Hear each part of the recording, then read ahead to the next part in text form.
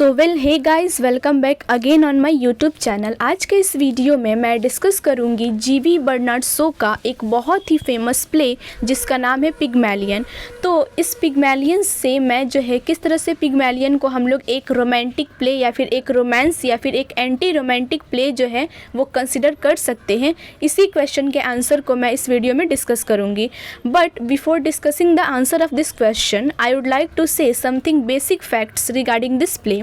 तो ये जो प्ले है इसको हम लोग एक प्रॉब्लम प्ले भी कंसिडर कर सकते हैं, क्योंकि इसमें जो प्ले राइट्स हैं उन्होंने बहुत सारे प्रॉब्लम को like social issues, identity, education, इन सारे प्रॉब्लम को हमारे सामने जो है वो प्रेजेंट किया है।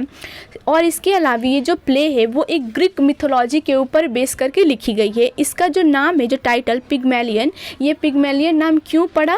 तो ये ग्रीक मिथोलॉजी से लिया गया नाम है, क्योंकि ग्रीक मिथोलॉजी में एक स्टोरी है कि पिग्मैलियन नाम का जो है एक मूर्तिकार रहता है, एक जो है स्कल्पचर रहता है, वो मूर्ति को बनाता है और फिर उसी से उसको प्यार हो जाता है। तो किस तरह से जो आगे स्टोरी प्रोग्रेस होती है उसकी, उसी के ऊपर बेस करके जो जीवी बर्नार्ड शो है उन्होंने पिग्मैलियन जो प्ले है उसको लिखा है। सो इसीलिए इस टाइटल का नाम जो है वो पिग्मैलियन ही रखा गया है।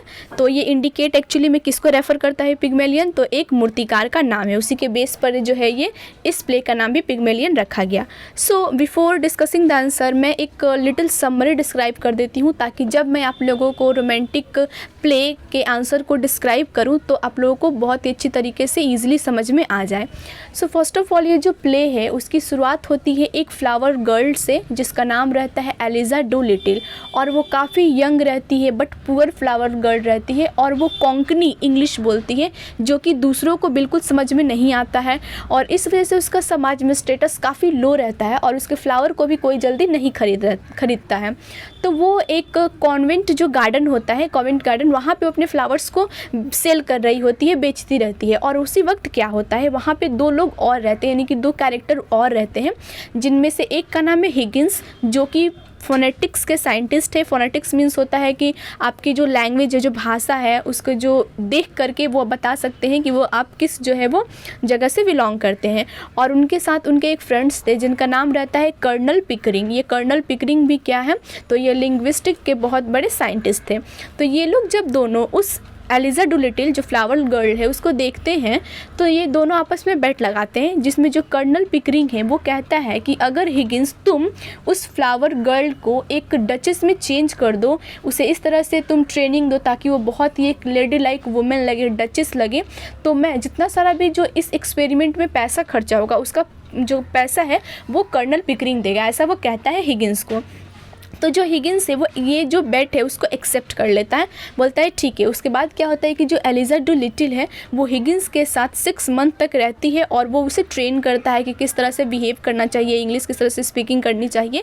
बट एट द एंड क्या होता है कि इस जो प्ले है उसका एंडिंग हैप्पी नहीं हो पाता है, बिकॉज जो एलिजा डोलिटिल है वो फ्रेडी से शादी कर लेती है और जो हिगिंस है वो बिल्कुल अकेला रह जाता है, हालांकि वो बहुत ही एक एरोगेंट पर्सन था। तो ये था पूरा ओवरऑल प्ले। अब हम लोग देखते हैं कि किस तरह से हम लोग इसे एक रोमांटिक प्ले कंसिडर कर सकते हैं या फिर नहीं कर सकते हैं।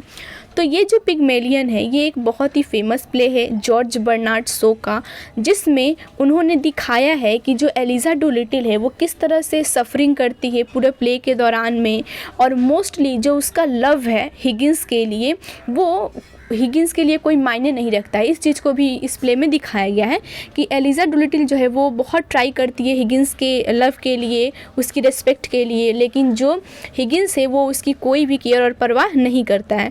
तो इस प्ले में जो लव का फील है वो काफ़ी इम्पॉर्टेंट है, बट इसके साथ साथ ही इस प्ले का जो मेजर पार्ट है वो प्रॉब्लम्स के इर्द गिर्द ही घूमता रहता है, जहाँ पे हम लोग देखेंगे कि पहले लव को, फिर उसके बाद प्रिजुडाइस आता है, और फाइनली क्या होता है कि इस प्ले की एक अनहैप्पी एंडिंग होती है। तो ये जो प्ले है वो एक ग्रीक मिथोलॉजी के ऊपर बेस करके लिखी गई है, जिस ग्रीक मिथोलॉजी में हम लोग ये देखते हैं कि पिग्मैलियन एक लेजेंडरी फिगर है, और ये जो पिग्मैलियन है वो एक हम लोग कह सकते हैं क्या वो एग्जैक्टली में क्या रहता है, एक स्कल्पचर रहता है जो कि मूर्तियाँ बनाता है। और जो वो एक बार मूर्ति बनाता है वो उसी मूर्ति से जो है वो फॉल इन लव, उससे उसको प्यार हो जाता है। तो उसे अपने ही क्रिएशन के साथ क्या होता है, प्यार हो जाता है, जिसका नाम गैलाक्टिया रहता है। सो इस तरह से हम लोग देख सकते हैं कुछ ऐसा ही इस प्ले में भी हुआ है, जहाँ पे जो स्कल्पचर है यानी कि जो पिग्मेलियन है उसकी जगह हम लोग हिगिंस को रख सकते हैं, और जो एलिजा डूलिटिल है उसकी जगह हम लोग जो है मतलब एलिजा डूलिटिल को हम लोग गैलाक्टिया के प्लेस पर रख सकते हैं। जिस तरह से पिग्मेलियन स्टैचू को बनाता है फिर फॉल इन लव हो जाता है उसके साथ में, ठीक उसी तरह से हम लोग कह सकते हैं कि हिगिंस भी जो है वो एलिजा डूलिटिल को एक तरह से डचेस में कन्वर्ट करता है और ट्रांसफ़र करता है, बट वो उससे प्यार नहीं करता है। ये थोड़ा सा यहाँ पे जो है वो अलग हो चुका है, मतलब अलग है। एंड यही जो है वो ग्रीक यहाँ पे मिथोलॉजी को फिर से रिपीट किया गया है इस प्ले के द्वारा, मतलब जो प्ले राइट से उन्होंने रिपीट किया है। तो अब हम लोग इसके देखते हैं कि पिग्मेलियन वो एक हम लोग रोमांटिक प्ले से कंसिडर कर सकते हैं या फिर नहीं। तो जो पिग्मेलियन है वो एक रोमांस है, और इसका जो सब टाइटल है वो क्या है, अ रोमांस इन 5 एक्ट्स, जहाँ पे जीवी बर्नार्ड शो ये एक्सप्लेन करते हैं कि टेक्निकली ये जो वर्ड है जो रोमांस ये क्या रेफ़र करता है। तो ये बहुत ही डाउटफुल है, इस प्ले में जो उन्होंने रोमांस वर्ड को यूज़ किया है वो डाउटफुल है। डाउटफुल क्यों है, क्योंकि हालांकि हम लोग देखते हैं कि जो रोमांस है वो इवेंचुअली क्या सजेस्ट करता है, तो एक हैप्पी यूनियन को, मतलब लवर्स के बीच के हैप्पी यूनियन को ही जो है वो रोमांस इंडिकेट करता है। लेकिन ऐसा कुछ भी इस पिग्मेलियन के प्ले में नहीं हुआ है, बल्कि एंडिंग भी इसकी हैप्पी एंडिंग नहीं रही है। सो इसलिए जो एलिजा है वो हिगिंस के साथ तो 6 मंथ तक रहती है, बहुत ही फैमिलिटी के साथ रहती है, लेकिन हिगिंस उसकी तरफ कोई भी केयर कंसर्न नहीं दिखाता है। हालांकि जो हिगिंस है वो उसे अपना बेस्ट ट्रेनिंग देता है उसको जो है एक डचेस में कन्वर्ट होने के लिए। एंड जो एलिजा डूलिटिल है वो ऐसा जो है प्रेडिक्ट करती है, ऐसा वो सोचती है कि जब वो हिगिंस अपना बेट जीत जाएगा, अपनी शर्त जीत जाएगा, तो वो उसे ज़रूर प्रपोज़ करेगा। लेकिन ऐसा होता नहीं है। जो एम्बेसडर्स की पार्टी है उस पार्टी ख़त्म होने के बाद जो हिगिंस है वो सिर्फ एलिजा डूलिटिल को जो है वो थैंक यू करता है, और इवन जो है वो भगवान को भी धन्यवाद करता है कि अब सब कुछ ख़त्म हो गया। मतलब ये हिगिंस के लिए सिर्फ उसके ऊपर एक एक्सपेरिमेंट था, और जो एलिजा डूलिटिल की फीलिंग्स है वो हिगिंस के लिए कोई भी मायने नहीं रखती है, वो उसके लिए कोई भी मैटर नहीं करती है। ये सुन करके जो एलिजा डूलिटिल है वो काफ़ी ज़्यादा गुस्सा हो जाती है, और गुस्से में आ करके अपना चप्पल निकाल करके जो हिगिंस है उसके फेस के ऊपर थ्रो करती है, यानी कि मारती है, और अपनी जो उसने ज्वेलरी दी थी उसको भी रिटर्न कर देती है। इवन जो उसने रिंग दिया था हिगिंस ने उसको भी रिटर्न कर देती है, और उस घर को छोड़ करके चली जाती है। बट रास्ते में वो इतना उसे हर्ट होता है हिगिंस के इस तरह के बिहेवियर के वजह से कि वो जो है वो रिवर में जंप करने वाली होती है। बट उसी वक्त क्या होता है, फ्रेडी आ जाता है जो कि एक अनदर कैरेक्टर है, और आ करके एलिजा डूलिटिल को सेव कर लेता है, बचा लेता है। और जो एलिजा डूलिटिल है वो सिर्फ हिगिंस के रास्कल बिहेवियर के वजह से ही वो एट द एंड क्या करती है, फ्रेडी से मैरिज कर लेती है, जिसकी वजह से इस प्ले की जो एंडिंग होती है वो बहुत ही अनहैप्पी एंडिंग होती है।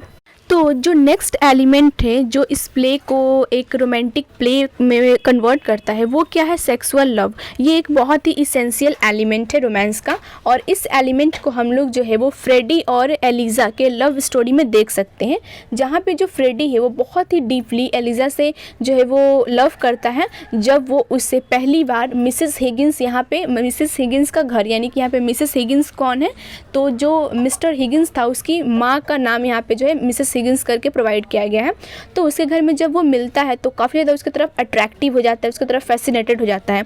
इसमें कोई शक नहीं है कि जो ट्रांसफॉर्मेशन था एक डर्टी पुअर फ्लावर गर्ल का और कोंकणी इंग्लिश बोलने वाली गर्ल का एक फैसिनेटेड लेडी में, ये काफ़ी ज़्यादा जो है एक रोमांटिक है, बहुत ही ये हम लोग कह सकते हैं कि एक रोमांटिक इनफ है इसके लिए। लेकिन अगर हम लोग क्रिएशन के सेंस में देखें तो हम लोग पिग्मेलियन को एक रोमांस कंसिडर नहीं कर सकते हैं, क्योंकि एट द एंड क्या होता है, जो हीरोइन रहती है एलिजा वो हिगिंस से मैरिज नहीं करती है और ना ही हीरो हीरोइन से। तो इस तरह से हम लोग अगर देखें तो क्रिएशन के सेंस में हम लोग इसे जो है वो रोमांटिक प्ले कंसिडर नहीं कर सकते हैं। तो जो उसका ट्रांसफॉर्मेशन था, यानी कि जो एलिज़ा का ट्रांसफॉर्मेशन था वो हाईली रोमांटिक था। बट ये जो प्ले है वो एक इसका जो एंडिंग है वो कन्वेंशनल रोमांटिक एंडिंग नहीं हुई है, जिस तरह से होता है रोमांटिक मूवी में कि hero heroine at the end जा करके fall in love and then उनका हैप्पीली मैरिड होता है। बट इसमें एट द एंड इस प्ले में ऐसा कुछ भी नहीं हुआ है। इवन जो एलिज़ा है, जो हीरोइन है, वो अपना चप्पल को उसके फेस पर थ्रो कर देती है और घर से वो मतलब घर को छोड़ करके गुस्से में वहाँ से चली जाती है। सो इस तरह से हम लोग कह सकते हैं कि ये जो प्ले है वो एक रोमांस नहीं है, क्योंकि यहाँ पे हीरो और जो हीरोइन है वो फॉल इन लव भी नहीं होते हैं और ना ही उन लोगों की जो है वो हैप्पीली मैरिड होती है। तो इस तरह से जो प्लेराइट्स हैं उन्होंने रोमांस को अनरोमांटिक बना दिया है और ये चीज़ इस प्ले को जो है वो स्पॉइल्ड कर देता है। सो इस तरह से इस प्ले में जितने सारे भी जो प्रॉब्लम है या फिर जो इमोशंस है पिग्मेलियन में, वो इस प्ले को रोमांटिक बनाता है। बट इसकी जो एंडिंग है वो काफ़ी ज़्यादा जो है ट्रेजिक एंड हुई थी, जो इसे अनरोमांटिक बनाता है। हालांकि जीवी बर्नार्ड शो ने इस प्ले को एक रोमांस कहा है, एक रोमांटिक प्ले कहा है, बट एक्चुअली में ये जो प्ले है वो एक ट्रबल प्ले है, ना कि रोमांटिक प्ले है। सो आई होप आप लोगों को जो इसका आंसर है वो ईजिली समझ में आ गया होगा। And please like and subscribe my channel for next video and also share. Thank you, मिलते हैं नेक्स्ट